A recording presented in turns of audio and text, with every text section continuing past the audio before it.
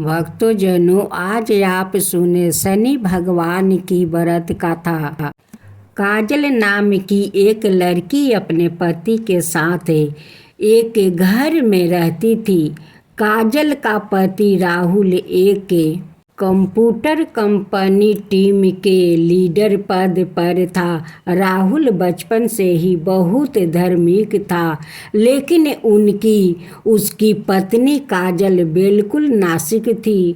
ज़्यादा दर रंगीन दुनिया में जीने की चाहत रखती थी, जिसे वो आज के हिसाब से सही समझती। हालांकि इस बात को लेकर दोनों के बीच में कभी भी कोई अनजान नहीं थी। दोनों अपने जीवन में बहुत खुश थे। एक दिन सुबह सुबह राहुल टीवी में धार्मिक कार्यक्रम देख रहा था, जिसमें साधे सती काल के बारे में बताया जा रहा था। उसी समय काजल चाय नाश्ता लेकर आती है और राहुल के बगल में बैठकर चाय पीने लगती है। और थोड़ी ही देर में वो राहुल से चाय पीते हुए कहती है, क्यों सुबह से बोर कर रहे हो? और उसी समय टीवी का रिपोर्ट उठाकर चैनल बदल देती है। राहुल को काजल का बर्ताव अच्छी नहीं लगता। वो काजल से कहता है, क्यों तुम साढ़े सती की महादशा के बारे में कुछ जानती हो जो तुमने उसे बकवास समझ लिया? धर्म की बातें समझने के लिए आस्था लगती है, लेकिन तुम तो बिल्कुल नास्तिक हो। लेकिन तुम्हें किसी और की भावनाओं को तकलीफ देने का हक नहीं है। काजल को राहुल की बात से गलानी महसूस होती है और वो राहुल से माफ़ी मांगते हुए वही शनि भगवान का कार्यक्रम टीवी में दोबारा से लगा देती है। राहुल काजल को बहुत प्यार करता था। वो मुस्कुराते हुए कहता है, अरे कोई बात नहीं, चलो आज शनि मंदिर चलते हैं। वैसे काजल को मंदिर जाने में कोई दिलचस्पी नहीं है, लेकिन वो राहुल का दिल रखने के लिए मंदिर जाने को तैयार हो जाती है। दोनों एक साथ बाइक में बैठकर मंदिर पहुंच जाते हैं। मंदिर के आसपास बहुत सी छोटी छोटी दुकानें लगी होती है। दुकानों में भक्त अपनी अपनी पसंद की चीज़ें खरीद रहे होते हैं। राहुल प्रसाद खरीद कर मंदिर की तरफ जाने लगता है। वही सीढ़ियों पर एक बाबा काले कपड़े पहने बैठे हुए थे। राहुल उनके कटोरे में कुछ पैसा डाल देता है और काजल के साथ मंदिर चला जाता है। मंदिर में शनि भगवान के दर्शन करने के बाद पुजारी से प्रसाद लेकर दोनों सीढ़ियों से नीचे उतरने लगते हैं और जैसे ही वो नीचे आते हैं, वही बाबा काजल को देखकर कहते हैं, बेटी अपना ध्यान रखना। काजल बाबा को प्रणाम करके राहुल के साथ घर आ जाती है। दरअसल बाबा बहुत तेजस्वी थे। उन्होंने काजल को देखते ही महसूस कर लिया था कि इनके ऊपर शनि की दृष्टि पड़ चुकी है, जिससे उसका साढ़े साती हो चुका है और उसके जीवन में संकट के बादल घेर गई है। काजल के घर पहुंचते ही उसके सर में दर्द होने लगता है। काजल राहुल से कहती है, आप थोड़ा मेरे लिए चाय बना लीजिए, मेरे सर में बहुत दर्द है। राहुल काजल के लिए चाय बनाकर ले आता है। राहुल को ऑफिस जाना होता है, इसलिए वो तैयार होकर जल्दी निकल जाता है। काजल घर के काम में ख़त्म करके दोपहर को सो जाती है। शाम को राहुल अपने ऑफिस से घर आता है। काजल तब तक सो रही थी। राहुल काफ़ी देर तक दरवाज़ा खटखटाता है, लेकिन काजल गहरी नींद में थी। उसे दरवाजे में किसी की आहट सुनाई नहीं दे रही थी। राहुल काजल को फ़ोन लगाता है। फ़ोन की घंटी सुनकर काजल अचानक नींद से जाग जाती है और जैसे उसे पता चलता है कि राहुल दरवाजे पर खड़ा है, वो जल्दी से जाकर दरवाज़ा खोलती है। राहुल काजल से प्यार से पूछता है, क्या कर रही थी, इतना टाइम क्यों लग गया? काजल आंखें मिचराते हुए कहती है, पता नहीं कैसे इतनी ज़्यादा नींद लग गई कि आपकी आवाज़ सुनाई नहीं दी। राहुल अपना सामान रख कर बाथरूम में पेशाब करने चला जाता है। उसी समय राहुल के मोबाइल में एक मैसेज आता है। काजल की नज़र अचानक मोबाइल पर पड़ती है। उसमें दिल के निशान के साथ प्यार भरा संदेश दिखाई देता है। मैसेज संदेश देते ही काजल के रोम रोम में आग लग जाती है, क्योंकि वो अपने पति से बहुत प्यार करती थी और यदि वो बेवफा निकले तो उसे निर्दोष नहीं होगा। काजल की आंखों से आंसू निकल आते हैं। उसी समय राहुल बाथरूम से बाहर निकल आता है। काजल तुरंत उसका फ़ोन रख देती है और अपने आप को काबू में करके अपने कर्मों में चली जाती है। वो सोच रही थी कि अगर राहुल उसे खुद इस मैसेज के बारे में बताएगा तो ठीक है, नहीं तो वो इसके बारे में कभी पता नहीं करेगी और इसकी ज़िंदगी से हट जाएगी। दोनों के प्यार को ग्रहण लग चुका था। साढ़े सती काल ने काजल को अपनी गिरफ्त में ले लिया था। काजल का स्वभाव बदलने लगा था। वो अपने पति पर शक करने लगती है, जिसके चलते उसके रिश्ते में दरार आ चुकी थी। कुछ दिनों के अंदर दोनों के बीच में झगड़ा होने लगता है। राहुल काजल को समझाने की बहुत कोशिश करता है, लेकिन काजल के दिमाग में वही मैसेज घूम रहा होता है। वो राहुल के किसी भी बात पर भरोसा नहीं कर पा रही थी। राहुल काजल को खुश करने के लिए उससे कहता है, चलो मंदिर चलते हैं और वहीं से बाजार घूमने चलेंगे। आज कुछ कपड़े खरीदते हैं। लेकिन काजल गुस्से में वहाँ से उठ कर चली जाती है। राहुल अकेले ही मंदिर चले जाते हैं।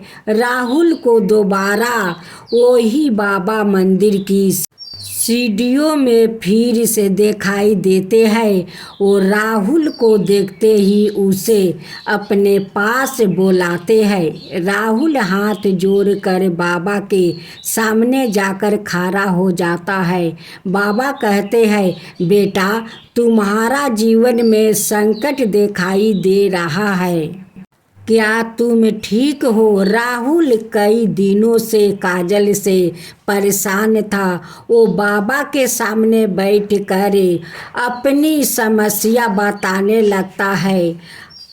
हालांकि बाबा काजल के साढ़े सती योग के बारे में पहले से परिचित थे, इसलिए वो राहुल को काजल के ऊपर आया हुआ संकट के बारे में बता देते हैं और कष्ट से मुक्ति के लिए उपाय बताते हुए कहते हैं कि तुम्हारी पत्नी को शनि भगवान की विशेष पूजा करनी होगी, जिसके बाद वो समन्वय अस्तित्व में आ जाएगी। राहुल भगवान का दर्शन करने के बाद घर पहुंचते ही काजल से कहता है, आज मंदिर में वही बाबा जी मिले थे। उन्होंने बताया कि तुम्हारा साढ़े सती योग चल रहा है, इसलिए तुम्हारा जीवन में चिंता बनी रहती है। तुम शनि भगवान की पूजा करो, उससे सब ठीक हो जाएगा। काजल अचानक राहुल से कहती है कि मेरी समस्या की वजह तो तुम हो। राहुल पूछता है, कैसे? लेकिन काजल बात को यहाँ वहाँ घुमा देती है। राहुल काजल को इस बार जोर देते हुए कहता है कि हर शनिवार को तुम शनि भगवान की पूजा शुरू कर दो। लेकिन काजल राहुल को मना कर देती है और गुस्से में कहती है, तुम मुझे किसी काम के लिए मजबूर मत करो। मैं इन सब बातों पर विश्वास नहीं करती। राहुल को समझ में नहीं आ रहा था कि वो अपनी पत्नी को शनि के प्रकोप से कैसे बचाए।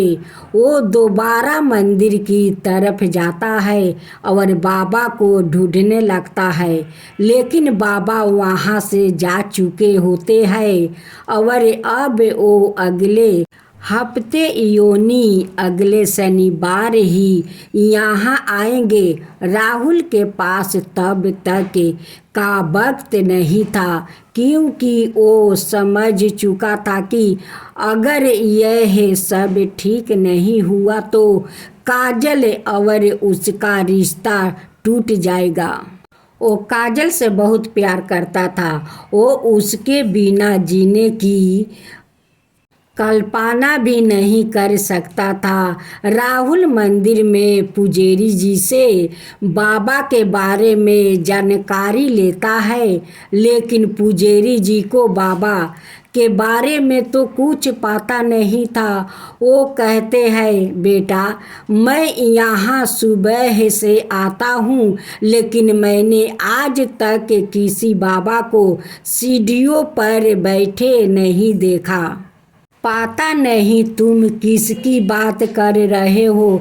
राहुल को तजुब होता है, क्योंकि वो 2 बार बाबा को मिल चुका था। वो शनि भगवान से सामने हाथ जोड़कर कहता है, प्रभु, मुझे बाबा से मिलना है। और इतना कहते ही राहुल मंदिर से नीचे उतरने लगता है।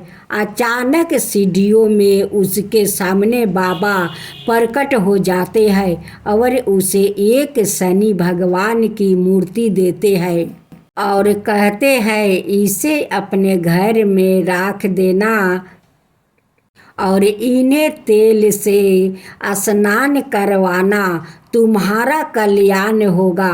और इतना कहते ही बाबा अचानक राहुल के सामने से अंतर्ध्यान हो जाते हैं। राहुल को समझ जाता है यह कोई साधारण बाबा नहीं, बिल्कुल तेजस्वी आत्मा है। राहुल अपने घर पहुंचकर शनि भगवान की मूर्ति स्थापित कर देता है। राहुल जैसे ही वो मूर्ति को तेल से स्नान कराता है, काजल पीछे से आकर जोर जोर से चिल्लाने लगती है और कहती है, खुद चरित्रहीन होकर यह योग मत करो। अपनी गलती छुपाने के लिए तुम शनि भगवान का सहारा ले रहे हो। अपने आप को आईने में देखो तो पता चलेगा कि तुम कितने घटिया इंसान हो।